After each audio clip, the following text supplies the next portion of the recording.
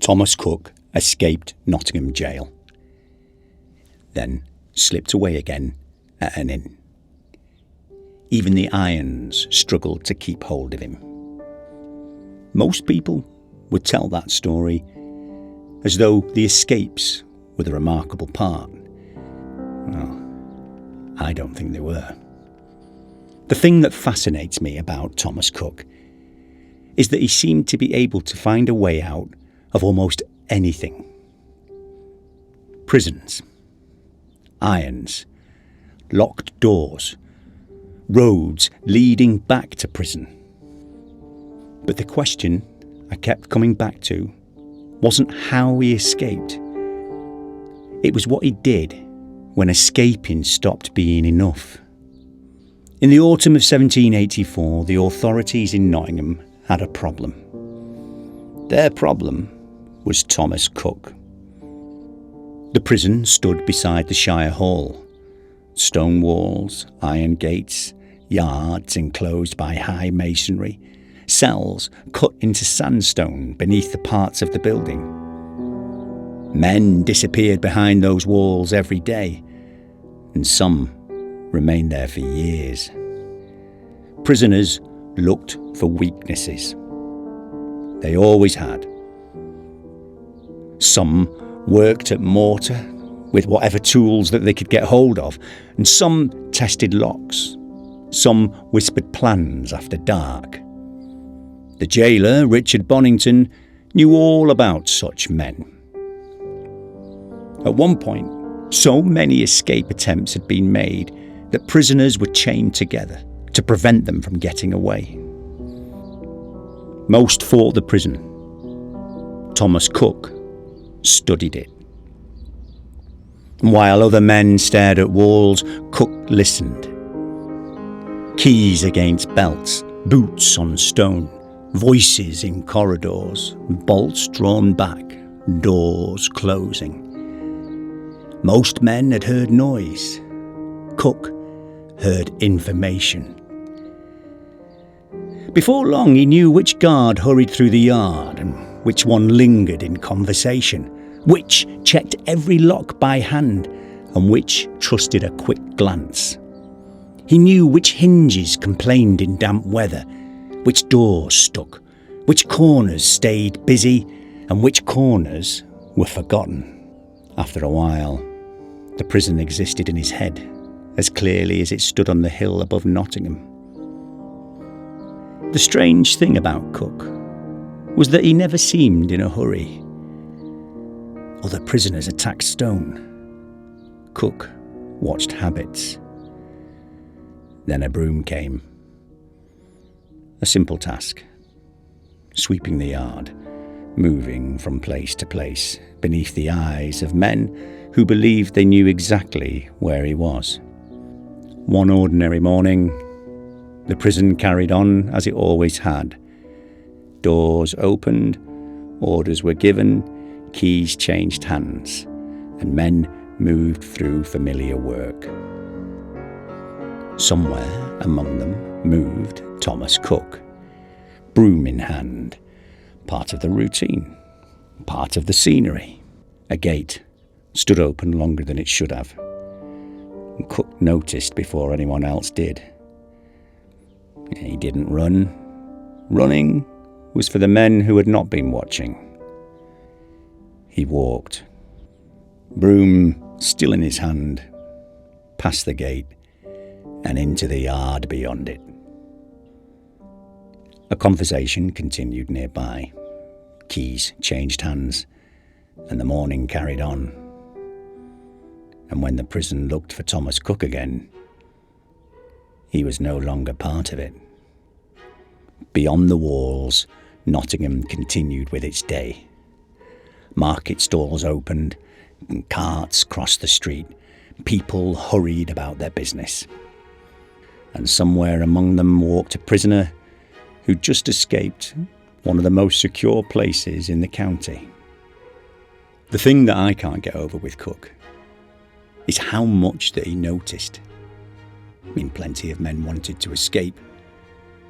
But Cook, he seemed to understand the prison better than the people running it. Cook left Nottingham behind.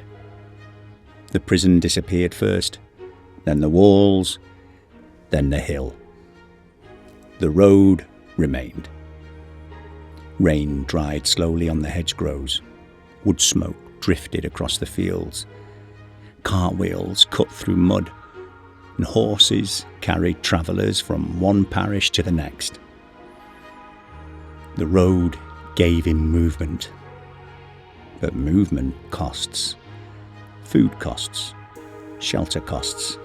A dry corner by a fire costs. Freedom on the road still asks a man how much he means to live. Cook moved through Derbyshire with the habits that had already served him once. He watched doors, he listened to rooms, measured faces. An innkeeper asking one question too many, a traveller glancing twice at his coat, a conversation thinning as he crossed the threshold. The road carried him to Smalley and to the Bell Ale House.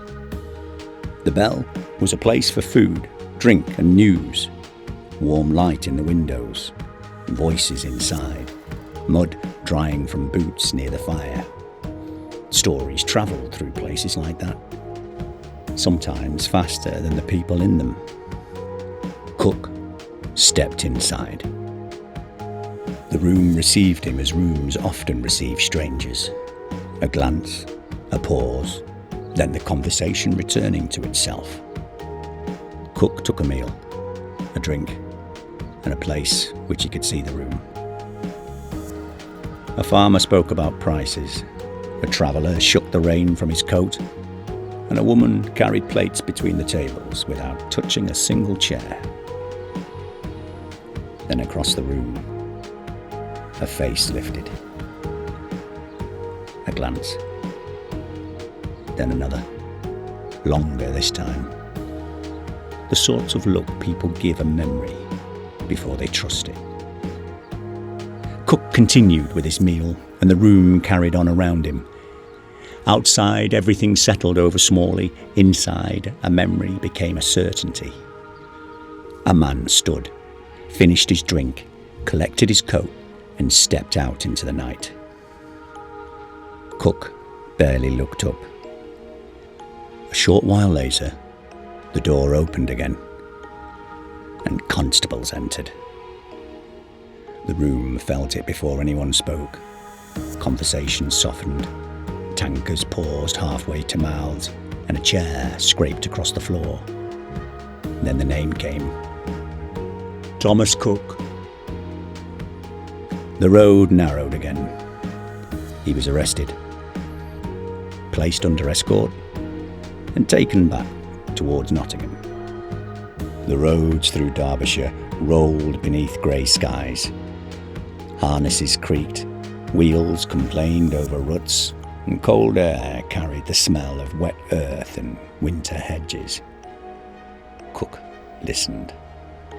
A horse favouring one leg, a loose buckle, a constable filling the road with talk, and another saving his breath. Details gathered. They always did with Cook. Then came Ilkeston and the Gallows Inn. The warmth hit first.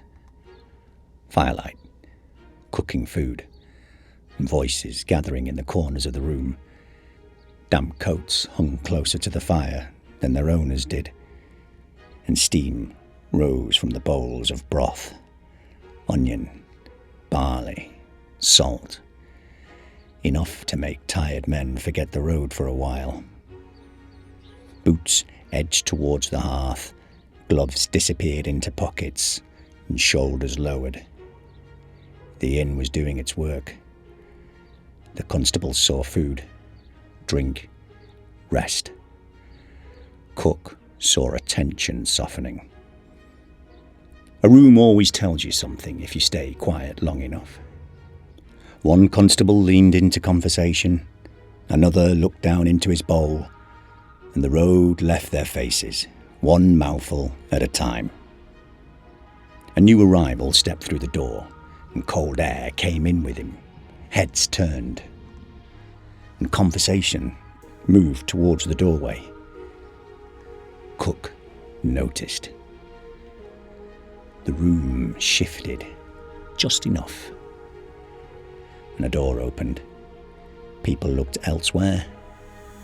Cook walked. Inside, the evening air carried on, and someone called for another drink. Laughter followed a story. The fire kept drawing men towards it. Then a chair stood empty. And by the time the room understood what had happened, Thomas Cook had become part of the darkness beyond the inn. Once you can call luck. Twice, I'm not so sure. The road carried him south, away from Nottingham, away from Derbyshire, and away from the names and the faces that had begun closing in around him, and eventually Cook reached Thurmaston in Leicestershire. Thurmaston was a different kind of place. Morning arrived with the smell of damp earth, and hooves shifted in nearby fields. Crowds argued across hedgerows, and smoke drifted low from cottage chimneys before the day had even begun properly. This wasn't a road town in the way that Cook knew roads. It was a place where people stayed. Gates opened at the same hour, dogs knew which lane led home, and tools waited where their owners expected to find them. People planned beyond the next meal, beyond the next night, and beyond the next season. Cook found work there. And for a while, the story quietens. Morning brought labour, evening brought rest, and then another morning. The same lane, the same tools, the same faces across a yard at the end of the day. The road no longer decided where he slept.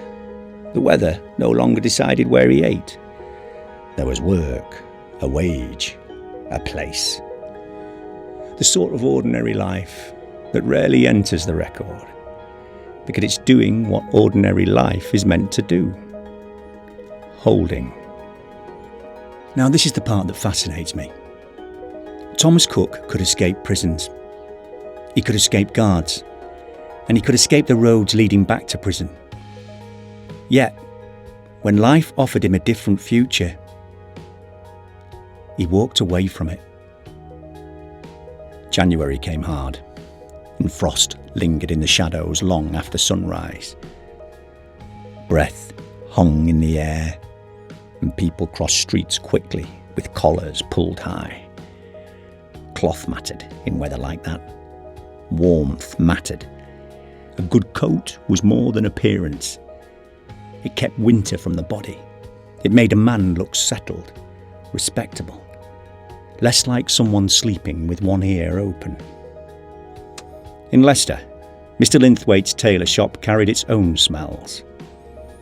Wool, dye, pressed cloth, damp air entering each time the door opened. A tailor's shop was a particular kind of place. People came in wanting to look for something, better off, more settled, less like what they actually were. And Cook understood that feeling. Good cloth was money you could touch, money you could wear, money that you could carry out of a room. He stood in that shop, with Thurmaston still close enough to return to. The lane, the tools, and the ordinary morning waiting for him. And he looked at the coats. The same eyes that found the open gate in Nottingham found possibility in Leicester. Of course they did. That was the gift. That was the danger. The coat and the clothing changed hands quickly. The trouble took longer to arrive. Soon, Cook stood before a Leicester magistrate. Routine business, routine questions, a winter day, much like many others. Then a face lifted. A pause. A second look. The same old enemy. Recognition. Thomas Cook had travelled miles to reach Leicestershire, and Nottingham had followed him there. Word went north. Across the roads, Cook had once travelled south, past villages, past inns, past frozen fields beneath winter skies. Eventually, it reached Richard Bonington. Bonington was a man of order, rules, procedure, things kept where they're supposed to be. A prison should hold prisoners, a gate should remain closed, irons should remain fastened. And Thomas Cook had challenged all three. So Bonington came himself. When the two men stood in the same place again, neither needed an introduction. One had spent years trying to leave, and the other had spent years trying to stop him. Papers were signed, names confirmed, custody transferred. Then Nottingham began travelling home. This time, Bonington trusted less. Irons were checked, fastenings examined, and locks tested by hand. Bonington had learned Cook's lesson too. Where attention softens, a man like Cook will find the seam. Still, Thomas Cook remained Thomas Cook. The record only says the irons were found beyond the wall, and Cook was not with them. For a moment, another escape seemed possible. Then the moment closed. Thomas Cook remained inside the wall. On the 12th of March, 1785, Thomas Cook stood before Judge Heath. The court carried on around him, ink drying on paper, wet wool warming in the room, clerks passing documents from hand to hand, and the law moving carefully towards the answer it had already chosen. Cook was sentenced to death. Accounts vary slightly on the exact day, but the strongest record places his execution on the 23rd of March 1785. At Gallows Hill, above Nottingham, Thomas Cook stood with 3 other condemned men, and the town woke around them. Shutters opened, horses stamped in the street, and smoke rose from chimneys. Someone, somewhere, prepared bread. Someone carried water. A baker brushed flour from his hands, and someone went about an ordinary morning. Life has a terrible habit of continuing. For years, Thomas Cook had measured his life in roads, where they led, who they carried, which way they ran. Gallows Hill offered no direction at all. The man who'd spent years finding openings had reached a place with none left. Thomas Cook noticed almost everything. The habits of the guards, the rhythm of the prisons, the weakness in routines, the opportunities hidden inside ordinary days. Yet somehow, when another life appeared in front of him, he walked past it. Thousands of thieves lived and died in Georgian England. Most vanished completely. Yet here we are, still talking about Thomas Cook. Not simply because he escaped, not simply because he stole, because there's something recognisable in him. The road we know we should leave behind, the choice we should not make, and the future that we miss while chasing another opportunity. And maybe that's why his story has survived. This has been Giles Narrates, signing off.